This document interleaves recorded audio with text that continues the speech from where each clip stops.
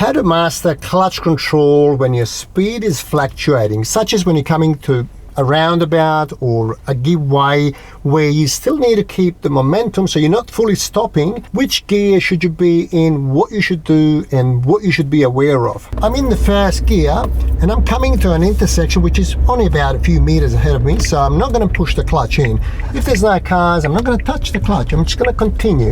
When I get to about 20 kilometers an hour, I'm going to change to second gear. How would you go through the slow points? Now, if I've gone to third gear, I'm going to go back to second because my speed should be around 20. By the way, those signs are not speed limits, but they are advisory signs. And I strongly recommend that you respect those signs in your driving test. Now, since these two slow points were not too far apart, I just kept it in the second gear. Now, this one's a bit further. I can go to third gear.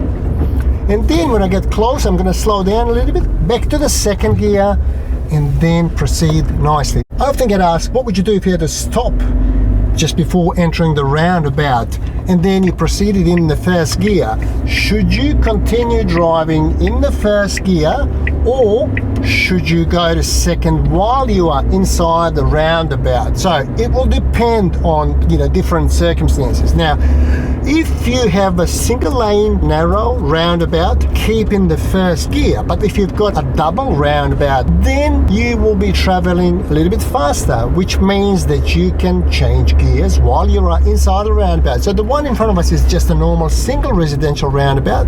So I'm going to go through in the second gear because I haven't stopped. Imagine if there was a car coming on my right hand side. I stopped there. Okay, now if I went to first gear, I should stay in the first gear because I'm turning sharply and the engine is not struggling. Now I go to second gear after I got out of the roundabout. So that's clearly different than if you had a huge roundabout, a double lane roundabout that can accommodate two heavy vehicles. Then if you are in the middle of it and your speed got up to sort of 20, 25, you should go to second gear. So I'm going to demonstrate that shortly. Now I'm coming to another roundabout here, which is 50 kilometers an hour. So what I'm going to do, I'm going to have to go to second gear, okay, because it's a lot more responsive, because the transfer of power from the engine to the wheels is a lot more efficient than if I was in the third gear. This one I'm turning right, okay?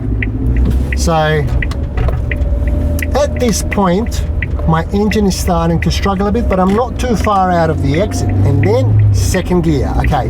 But now watch the next one. So the next one is different. It's a double roundabout. It's wide, and if I stop here, I'm not going to have to, stay in the first gear the whole time. So I'm going to stop for that car, and as soon as it's gone, I've just gone to the first gear, and now you can hear the engine.